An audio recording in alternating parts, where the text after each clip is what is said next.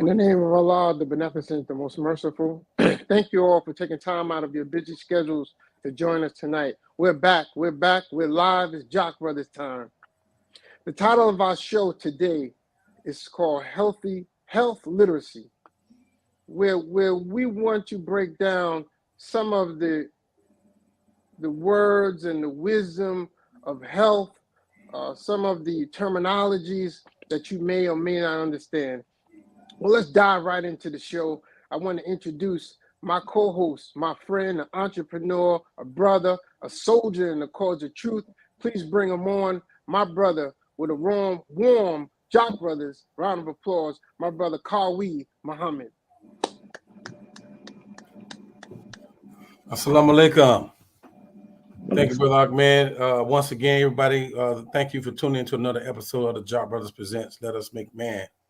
Again, this is a show right here. We got the right person for this particular discussion. And our job over the last month has been trying to get more information to you about your health and how to be better about keeping yourself healthy. What better way to do that than to understand what health actually is and what it looked like. We got the right person on the show. But I thank you again, always, for tuning into the Jock Brothers and supporting us. And for those that's been with us from the very beginning, we thank you. We salute you for that. Thank you so much. 4 years running. Jock Brothers been going on 4 years and counting. And for those that have supported the Jock Brothers financially, we thank you for that. Again, words cannot ever express how much we appreciate the financial contributions that you made to the Jock Brothers. And if you would like to continue to support the Jock Brothers platform, please, our Cash App information is scrolling at the bottom of the screen. That's the way to send it to us.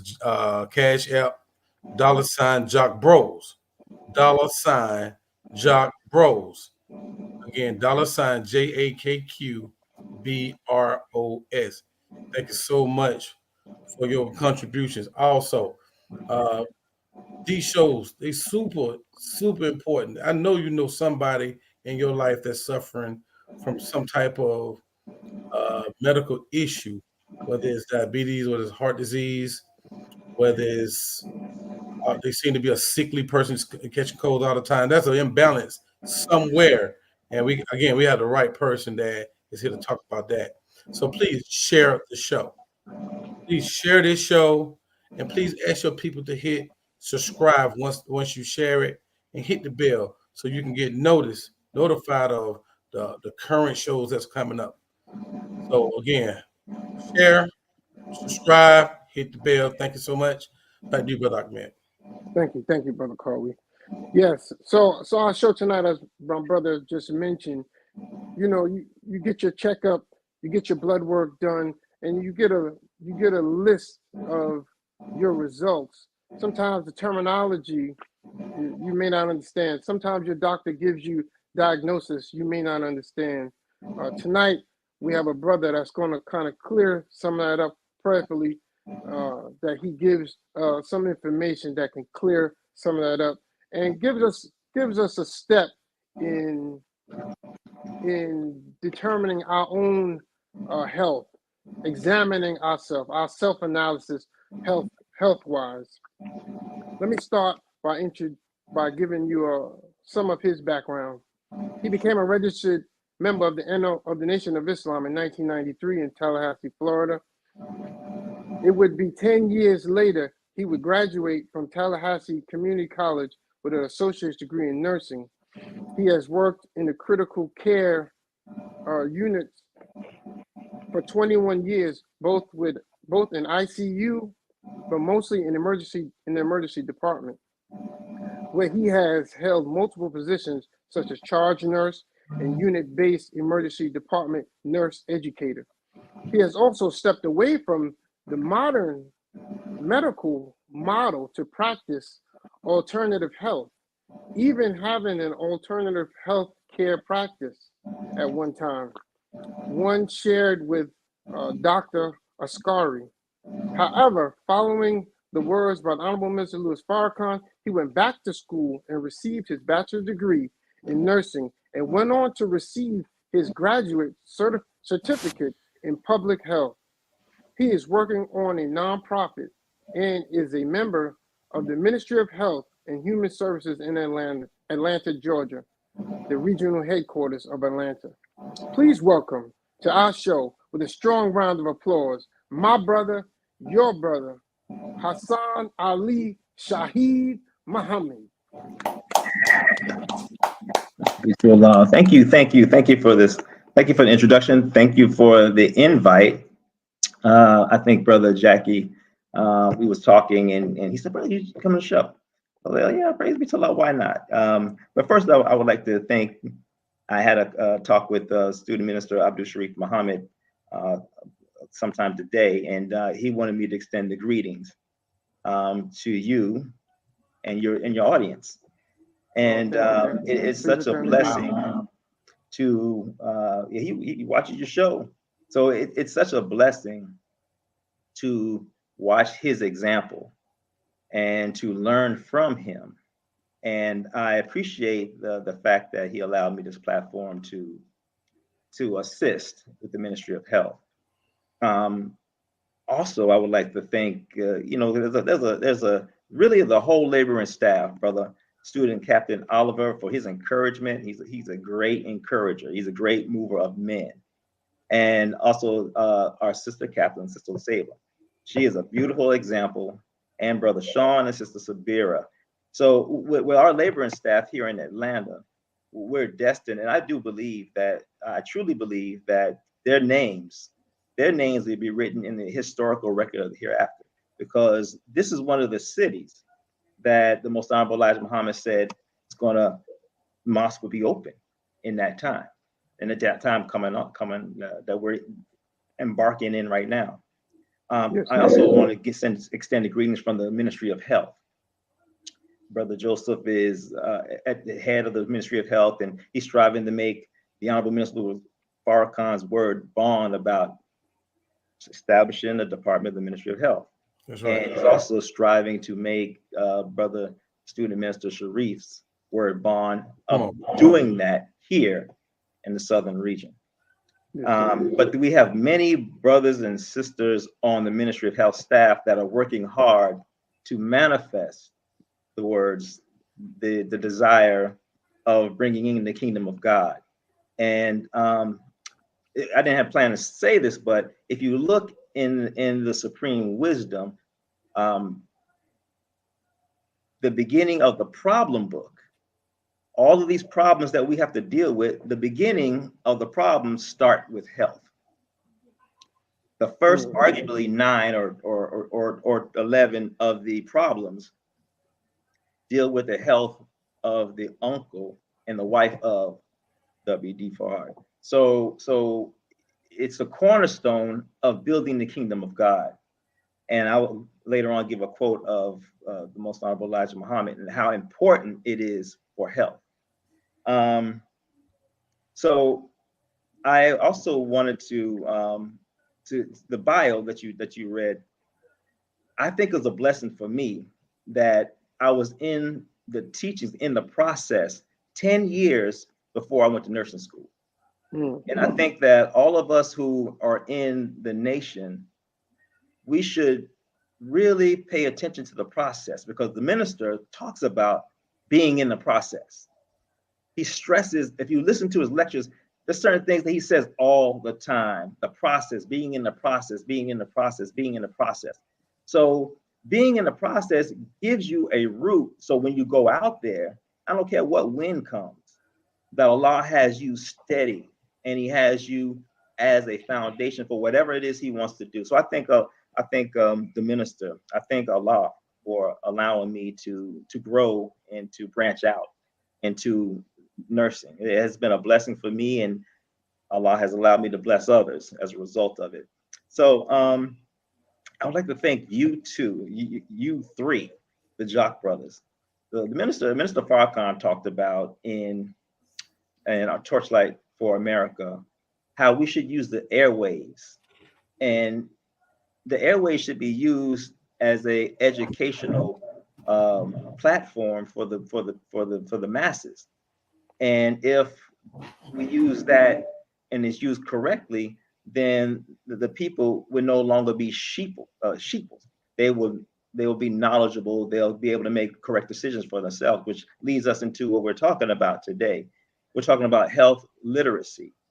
So health literacy is defined by Health and Human Services. The health literacy is the degree to which individuals can obtain, process, and understand basic health information and services needed to make appropriate health decisions. So, there's been some studies and one study says that 9 out of 10 adults have difficulty using everyday health information that is routinely available in their healthcare facilities and retail stores. Right. And there's also another statistic that says, which is according to the U.S. Department of Education, 12% of the English-speaking adult population have proficient health literacy skills. So when I entered nursing school, the first day, I remember like it was yesterday, Harry Smith was my instructor. He said back then, you are in an exclusive group. So 10%, you're 10% of the population. So 90% of the population don't know anything about this information. So what he's basically saying that we, because we're in it when it's dealing with healthcare, that 90% of the population can't make decisions for themselves, but we have to, every day we come up with something. Either we have a pain, we go into the retail store to get Dayquil, NyQuil, something to alleviate some symptoms that we have. But first of all, we don't understand the symptoms. Second of all, we don't understand what the big words on the back of the bottle mean. Right. So there's a large knowledge deficit. So some effects, there's some effects of decreased literacy in health. There's some effects that show. So health illiteracy disproportionately, of course, affects low socioeconomic and minority groups, quote unquote. And if anyone was to say, who's that? They would look at us, So those who are lowest socioeconomic and those quote unquote minorities, they're affected mostly by the ability, and also the ability to search information. They don't have the ability to search information, have the ability to adopt behaviors that are positive. So when you lack literacy, healthcare literacy, you can't make healthy decisions based off of the information because you can't understand it. So limited health literacy or illiteracy also is associated with health outcomes and worse health outcomes and higher costs. So without clear information and self-management, you can't manage your health condition, if you don't have the correct information. Brother Kawi talked about diabetes. He mentioned diabetes. Well, diabetes is a major issue in America. Major issue. Hold on, brother. Before you jump into that, I just had a quick question. Because you broke down what health literacy was and yes, sir. Why is it important, but how can I improve my health literacy? What can I do to, right before you get into some of these areas? Towards the end, I will have some information for you on how you can and your audience can benefit from certain activities that you can do to alleviate some of the burden of health literacy. But before you go on again, Hassan, let me ask you this: Can you quickly explain? Maybe this is a dumb question. I don't think it's so. There's no dumb question, brother. Can you explain what is health? I know it's feeling good being. Is it? Can you kind of like explain it, because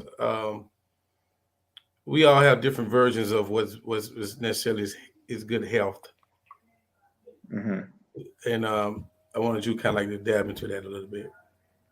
Okay, so I was going to read. So let me read this.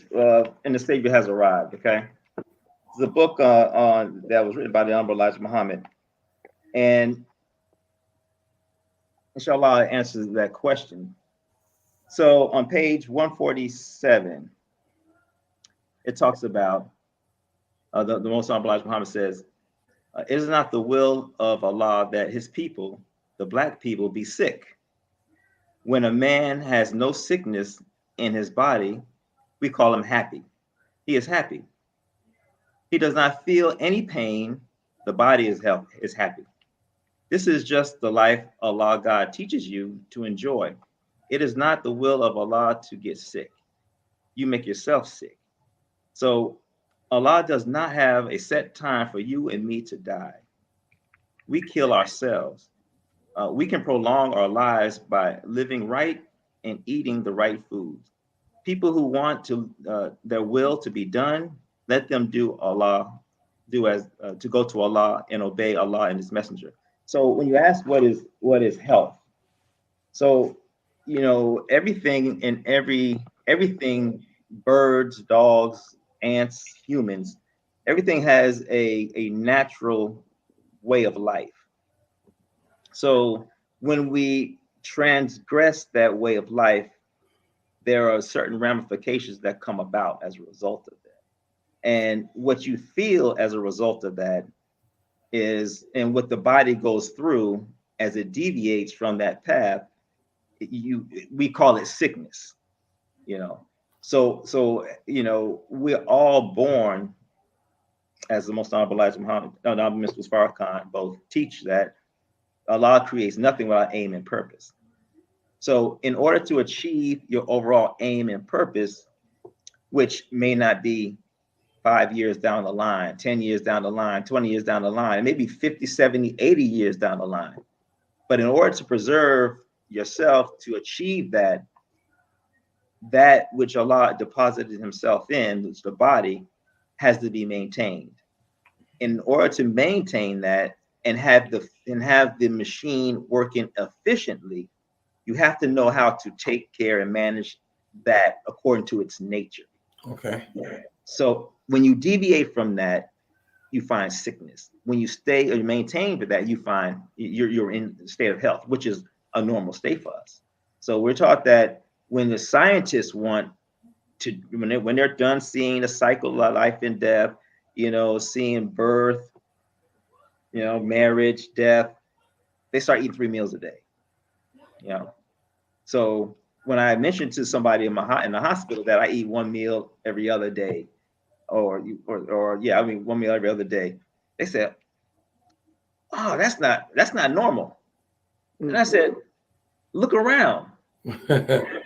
That's normal. That's what normal people do. This is who we take care of. We take care of normal people, right, because they eat all day long, So so that is what health is. So let me talk about, an aspect of ill health, which is the burden of diabetes. Now I get this from the American Diabetic Association.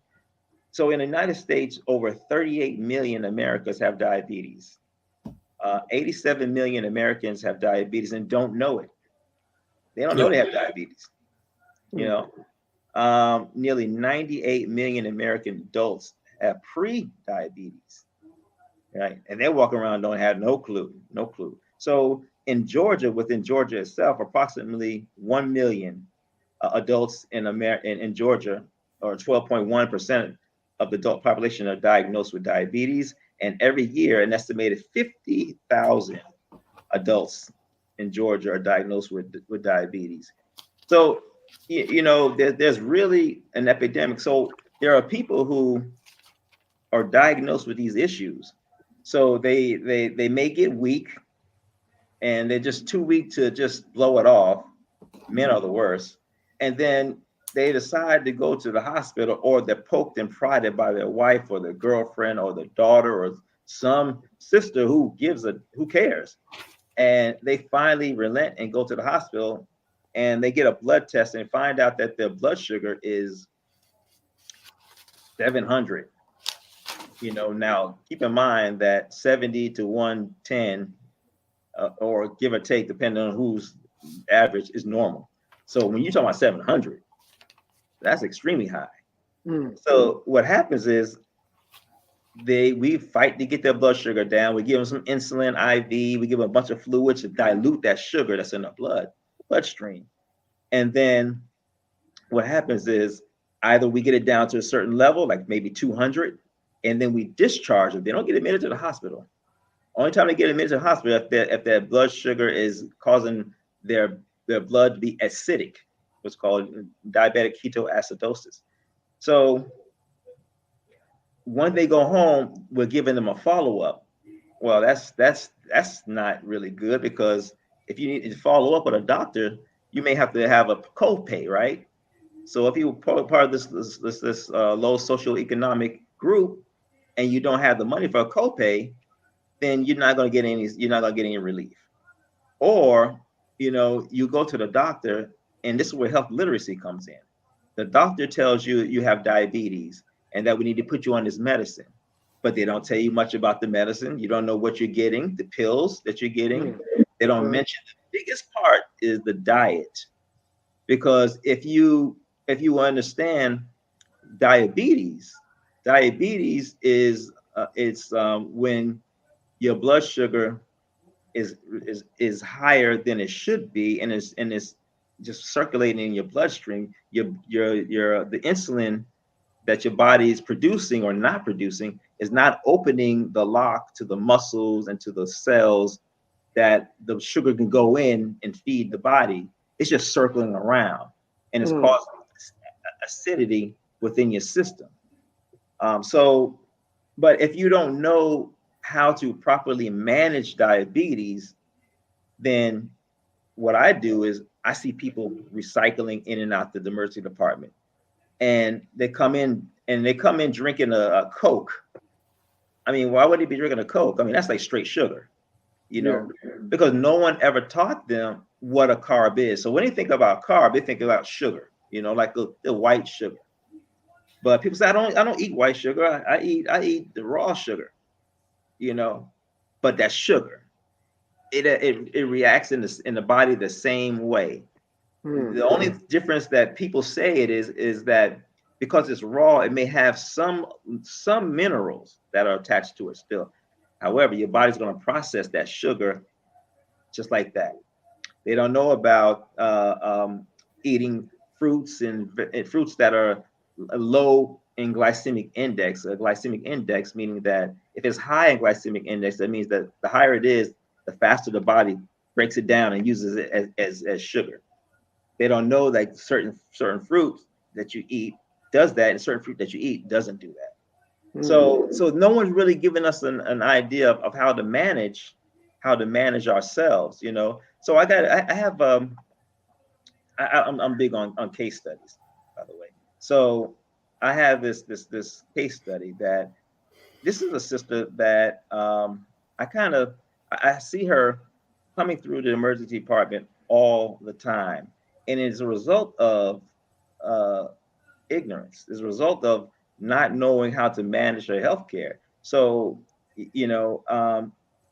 I was actually the nurse of this patient. So and I start off this way, since I'm big on the problem book. So the wife of W.D. Fard, who lives in the wilderness of North America and is living other than herself. Therefore, she developed high blood pressure, diabetes, end-stage renal disease or end-stage kidney disease, and she's on dialysis, right?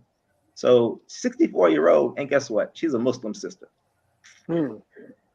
So she was brought to the emergency department due to feeling sick, diagnosed with sepsis. In other words, she got to the point where there's an infection in her bloodstream.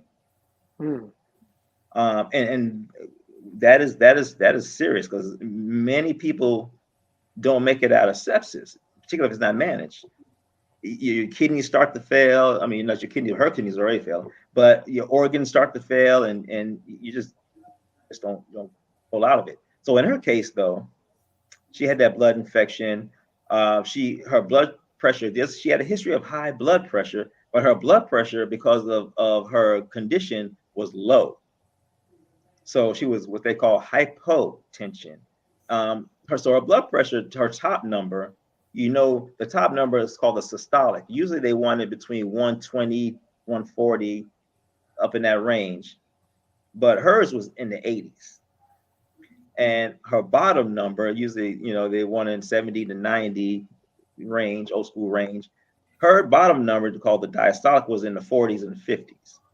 So she was sick, So I had to put her on blood pressure medicine to bring up her blood pressure to bring up her blood pressure. And those medicines are really abrasive, because they take all the blood flow from the peripherals and shunts it towards the core. So if you're on it long enough, your fingers start to turn blue, because they're not getting blood flow. So this is how serious a medicine that she put on, that I had to put her on. But not only that, I had to put her on 2 of them to maintain her blood pressure, because the one that I had her on, it didn't work, so I had to maintain her with another one. So, and not to top it all off, she had diabetes. So her blood sugar, it dropped to the 30s and 40s multiple times. So I had to put her on a medicine, a special solution of sugar that kind of helped to bring the blood sugar up and maintain her blood sugar. So I'm giving, she got diabetes, but I'm giving her sugar, right? Because she can't maintain her own blood sugar at this particular point. So again, I needed another blood pressure medicine, because it was the effect of what she had hanging was to no effect. Her breathing, when you're in her condition, she was breathing a lot, but she was holding on to the waste product called carbon dioxide. We take oxygen from the trees and we give off carbon dioxide, and trees take that and recycle. Man, it's a wonderful, wonderful collaboration that Allah has between us and the earth, But when you start retaining that carbon dioxide, it becomes deadly. So we had to put on a mask to kind of blow air in her to kind of help her to get rid of that carbon dioxide. So this is really a case study in our people, in their condition. And like I said, I want to say this is a worst case scenario, but I see this all the time. Unfortunately. No, so we need to put her on that mask. We ultimately had to put a big line in her, a big IV in a central venous area, to put these medicines in, because they're so caustic. But eventually I got her to the ICU. But again, this is how things progress when you have an issue, a disease, a diagnosis, but yet you don't know how to manage it. Right. You see what I'm saying? That's the example of what can happen. And that's with end-stage renal disease, that's with diabetes, that's with high blood pressure. It's all of that, So the scriptures state that our people were destroyed for lack of knowledge. So in reference to health literacy, what is that knowledge that we are lacking? The Honorable Elijah Muhammad said that we lack the knowledge of self, the knowledge of God, the knowledge of others, meaning the devil or the enemy of God. So self-knowledge is a key knowledge, most Honorable Elijah Muhammad say, and Honorable Mr. Farrakhan says. To know that we, us, go back to the originator of the heavens and the earth. He allows our Father, and that within us, we carry the blueprint of self-healing. But we have to get a lot of this noise out of our head. So the knowledge of others, the devil, is important, because it places the blame where it belongs. So we carry the blame of our condition, but our health condition is not our fault. It takes, like if you take a perfectly healthy body individual, you put them on a slave ship, and then you set them adrift, and then you arrive in a new land devoid from our proper diet, and you give us nothing to eat, or you give us, as the when you do the studies and the research on this, they gave us like a quarter pound of fat back, some cornmeal, and and that's pretty much it. So when you look at that diet, that's really a diet that produces energy. Yes, sir. You're on mute, brother. Did the sister make it, first of all? Did she make it? Well, I got her to the ICU and they intubated her. They put a tube down her, to help her breathe better. So at that point, inshallah, she made it. Okay. I'm not sure the outcome of the sister, because at that point I was going from hospital to hospital to ER to ER, and I hadn't been back to that hospital, that ER. Okay, so let me ask you this: you say she had been there several times. What is the diet? Okay, you say the sugar circulates in your body when you got diabetes and don't go to its proper, but the body don't absorb the sugar the way it should absorb the sugar. Is that what you explained? How do you get it to absorb it properly once you get to that level of diabetes? Now, it sounded like her diabetes was low. Most people's diabetes is super high. Yeah. Right. Well, she was septic. She has sepsis, which means that it could be up or down. You could be up or down. So it's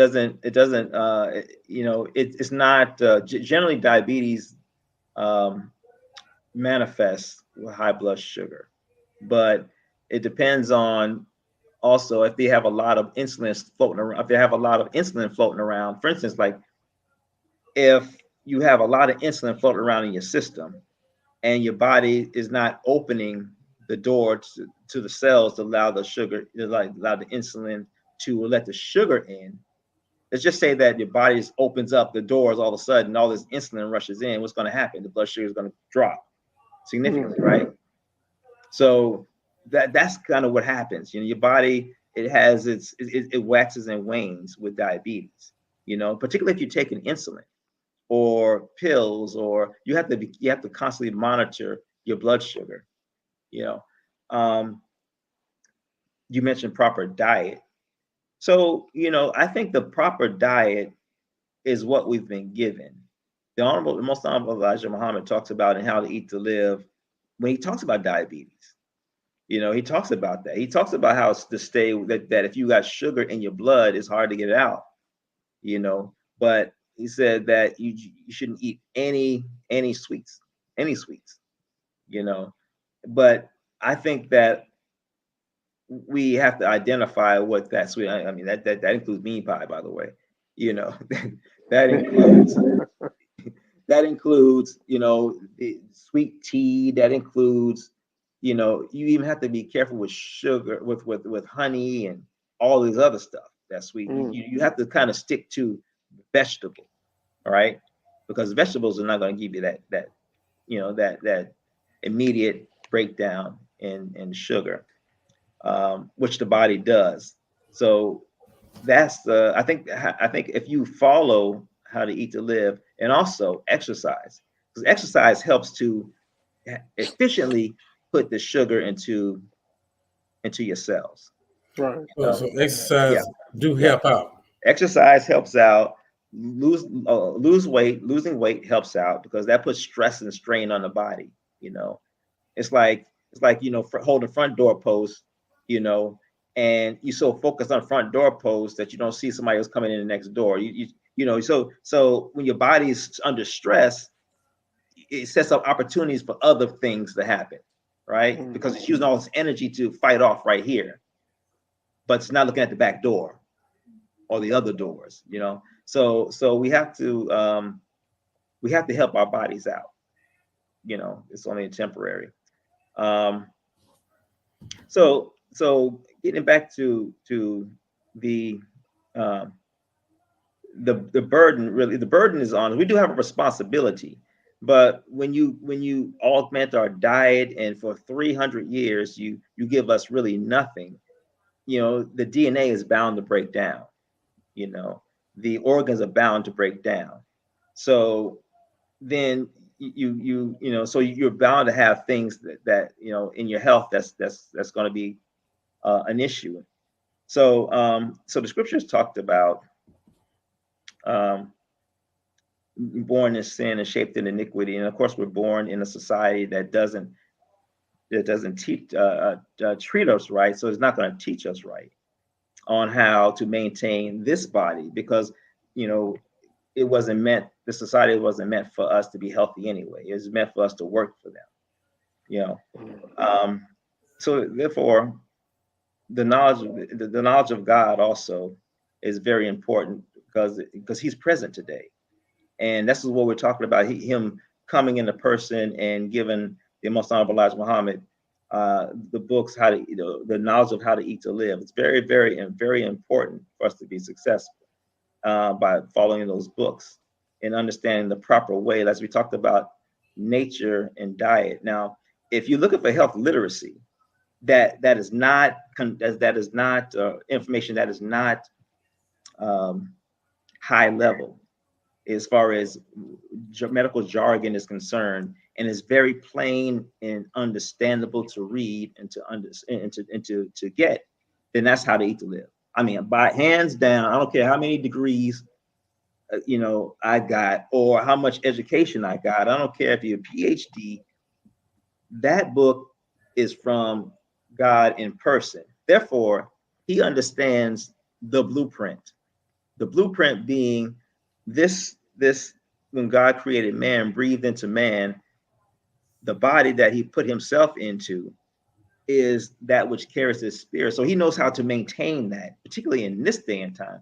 So that book, those two books, will get us through if we follow them. If we follow them, but we have to follow them to the letter, because the degree of our submission is the degree of our salvation.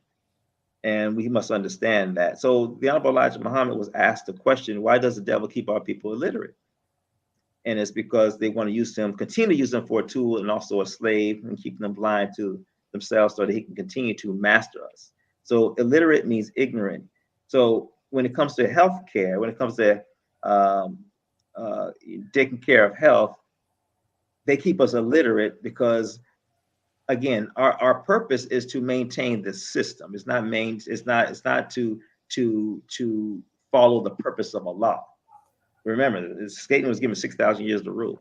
So they're not going to give us the information that's going to actually deal with healing. So now dealing with the physical healthcare industrial complex, Brother Ahmed, when we get to your question that you had. So, there's many people who go to the hospital, go to the doctor's office, and they walk out just as they walk in, as ignorant to their own health issues. So how do we improve health literacy? How can we make health better for ourselves and our families? Because a lot of times it's not just us that we're caring for our mothers, we're caring for our family members, right? So we improve health literacy by asking questions. When visiting a healthcare provider, you don't hesitate to ask a question. Don't feel like I'm too embarrassed to ask that question. Like brother Kawhi said, this might be a dumb question. Hey, look, whose health are you in there with? You in there for your health or the doctor's health?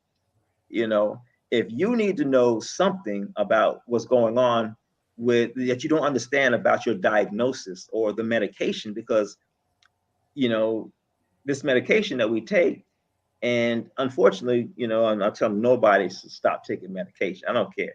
If you're taking it and a doctor puts you on it until we can figure out something else, you're gonna have to continue to take it because until we figure out something else. But unfortunately, some medicines, we don't read, and again, we're not educated in, how the body works. So you take something for high blood pressure. Men take something for high blood pressure, and it gives them impotence. So, no, a man gonna stop taking it, right? Because you don't want to be impotent. Side effects. Right. Side effects. So that's what happens. So now he's back in the hospital now with a stroke because he stopped taking his blood pressure medicine, and he has a head bleed, that type of stroke, because his blood pressure was out of control. So and that goes back to not knowing the knowledge of self and not having a guide, which is how to eat to live, and knowing that God came and relying on this devil civilization, not knowing the others. So Well, I got one question yes, sir. about that, about the when you were speaking about the literacy coming from a healthcare provider. Yeah. You mentioned earlier that some individuals may not be able to get to a health provider, and they tend to want to seek information online in different areas. How do we evaluate the credibility of some of the health information that we're getting outside of our health provider? Right. So there are reputable websites and organizations that are they can give us evidence-based education information. So evidence-based is meaning that they've done the research, and they have evidence that shows that whatever they're saying has some efficacy to it.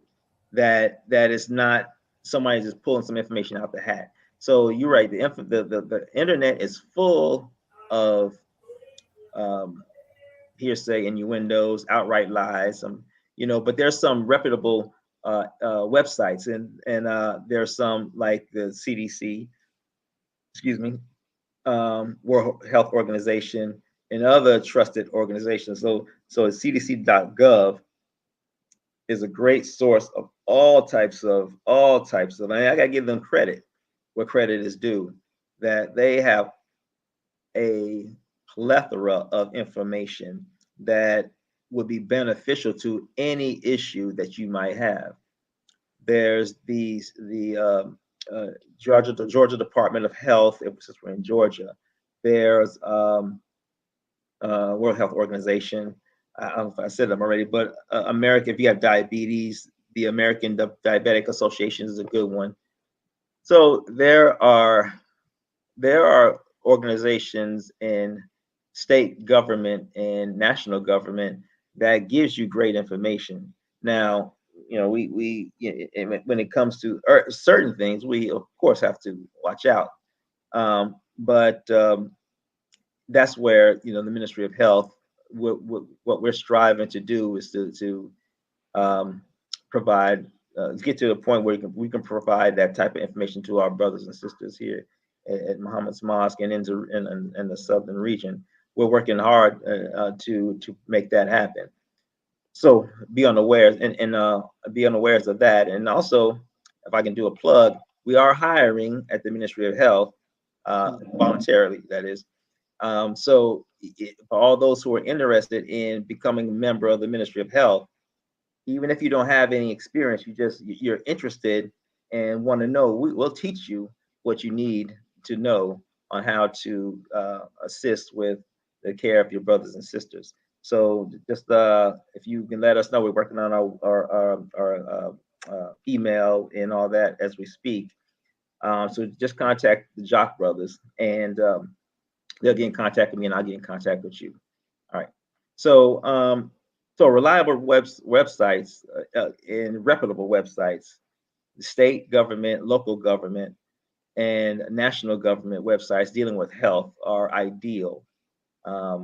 Also, there's what's called, we use like affectionately called in nursing, we call the teach back method.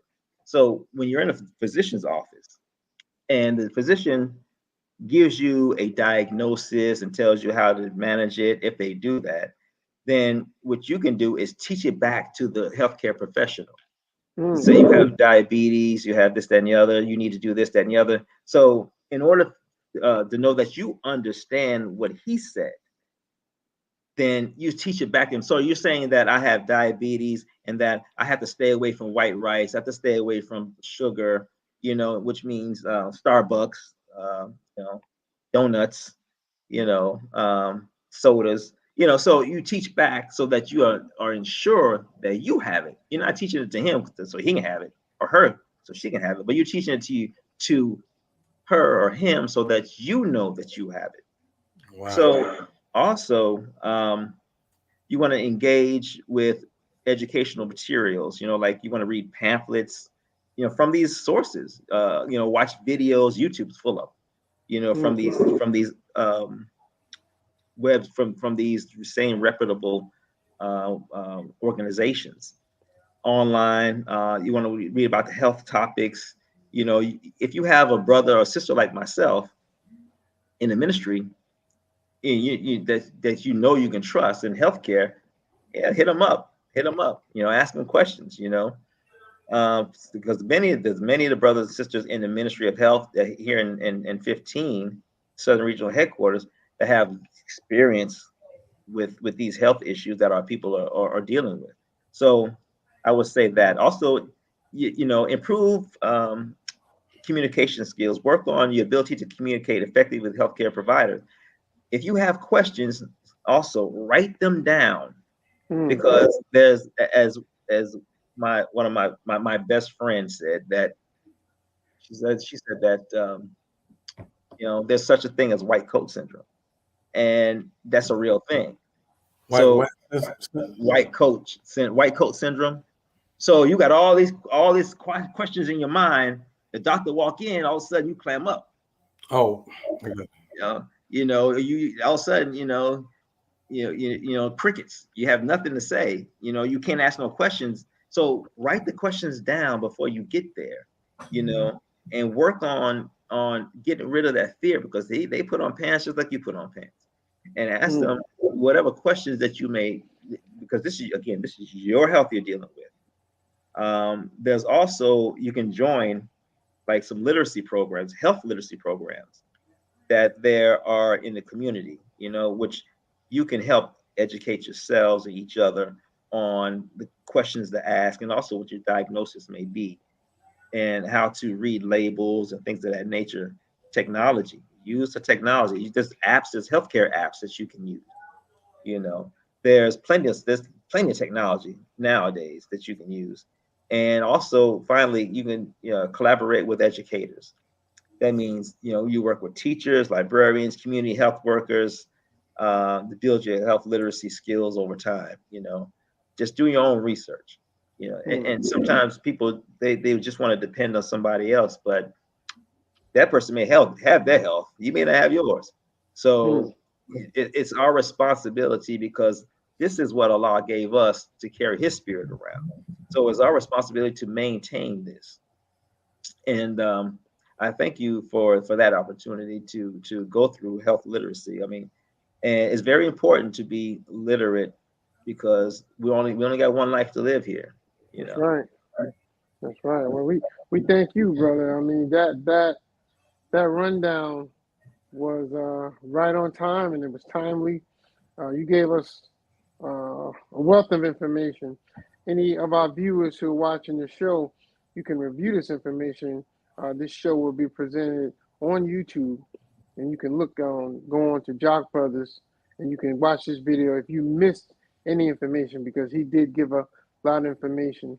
But it is important for us to build our health literacy in order to maintain and take care of ourselves for healthy living, long life.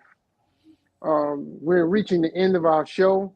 We just wanted to go around and give our closing remarks. Brother Hassan, if you could start us off with something that you would like to end the show with, and give our listening audience inspiration and education. Thank you. Wow. So again, I appreciate the opportunity to come on your show. Brother Jackie showed me a brother's lab work, and he was telling me that the brother, he didn't have an idea really of what he was looking at. But when I saw the lab work, I was like, wow, and that comes with a trained eye, because it's certain things in the blood work that you look at and you say, wow, man, bro, you all right? Check on your brother, see if he all right. Is he breathing? Because the doctor would tell you, it looks okay, you need some help here, this, that, and the other. because they got patient after patient after patient. They don't have time to sit there and go through everything with you. Unfortunately, that's the way the healthcare system set up. It's set up the way where it's warehousing patients. It's not about curing. It's not about making whole. It's about symptomology, taking care of symptoms. But again, Allah created man in his image and likeness. So if he has the blueprint of what makes us well, we have to find out where that is. And if in that book, How to Eat to Live, it said from the mouth of God in person, I think it behooves all of us to take a look, a second look, third look, fourth look at that book and break it down and study it, because that is one of our saving graces. So, I'm sorry. Go ahead, Ahmed. No, I didn't say it. Wow. With that being said, since diabetes was the one ailment we did cover on the show, and there's so many different ones. Basically, what I got from it is, through proper diet and exercise, you can overcome the disease of diabetes. Or you could just put it in, you can get control of it. You can manage it. You can manage it. And it depends on how deep in diabetes you are. If you're diabetic 2, then we'll have to see what your numbers are and monitor your numbers. But if you're on insulin, it's much more harder to rid yourself of that. Not that it said it can't be done, but you have to be committed to it, and you need to have somebody monitoring you as you do it, but you also should have a physician. So you saw both sides of it in your time or tenure. Oh yeah. Okay. I was in alternative health, and I've seen I had a sister that went from 25 units a day, 25 units at night, down to 4 units, and she didn't want to give it up, and she reversed it back to where she was initially. So I've seen a lot, but that's another subject. That's another subject. Another podcast. Is 2 visits to the hospital a year still recommended? To the hospital or the doctor? To the doctor, excuse me. Well, it depends on your health status. If you got some issues going on, you might need more than that. But if you're stable, young, stable, like you guys here, then it might be a year, But depending on what's going on with you, though, if they find something, blood work, this, that, and the other, they might send you to a specialist. Or if they need to follow up with the blood work, or follow up with some organ stuff going on, blood pressure or whatever. But yeah, I mean, generally, if you're in good shape, it's longer than not in good shape. Yes, sir. Okay, Brother Conway, your closing remarks? No, I just like to thank Brother Hassan for taking our invite, coming to the show. The information that you gave and the way that you gave it is priceless. Yes, sir. I know of many people, especially in my family, that suffer from these different diseases, especially diabetes. Myself to be included. And you kind of like, gave some hope there with the proper discipline and commitment. Whether I don't really necessarily get that, from them, take your pills, man. Take your pills. Take one in the morning, take one at night. That's what I get. Yeah. But I mean, thank God. I remember you mentioned Captain Oliver at the top of the show. I mean, he challenged me last year to walk 5 miles a day for 100 days in a row. Yeah. And I got to 71 days in a row. And the difference between when I first started the walk until when I, got to 71 day, the difference, and I guess my health was, for me, it was tremendous. Yes. It was a tremendous difference. And yes. And so I know what you're saying to be true, you know, with just the walking alone, Mhm. that can help out. It can help Yes, properly distribute the sugars throughout your body just by walking. So with that being said, man, you know what you said lines up with the teachings. Mhm. And for you and to have somebody that understand the teachings or read the teachings and live by it the way that you do, and you're working in the medical industry, it's a big two thumbs up for anybody that gets you as a patient. So I thank you for what you do. Keep doing it. And I pray that you could come back to the show. I'll praise you to Allah. I would love to. Subjects. Yes, sir. Thank you, sir. Thank you, Brother Hassan, and for the information. It was very impactful. We wanted to remind everyone that the book that he started with, and he mentioned, was How to Eat to Live. There's 2 books, book 1 and book 2. You can purchase the book. You can find these books and many other books, NOI.org. NOI.org. You can also get other information on NOI.org about some of the information that he was speaking about. He also spoke about the CDC, cdc.gov. You can get information. There should be videos and other information on that website. You can also find that on YouTube. He mentioned some organizations, such as the Diabetes Organization. And there's other organizations that you can use your technology and information that you receive online to join on to some of these organizations and get information. That's right. And at the end of the day, if you have any questions for Brother Hassan and the Ministry of Health, you can send it to jockbrotherviewers@gmail.com, and we'll update you on information as if you give us questions, we can send it to them, and then once they get email and contact information, we can send it to you. Again, thank you all viewers for joining on our show. We look forward to having Brother Hassan back on the show as Allah blessed him to want to come on our show to give information, and preferably he saved a life. If one life, he's done his job. The blood is off his hands. If he saved many lives, then all praise is due to Allah. And we thank him and we pray that he's successful in your ministry of health, and you are starting a non-profit as well. Yes, sir. We look forward to get some of that information so we can support you there as well. Yes, sir. Thank you. Thank you all for joining the show tonight.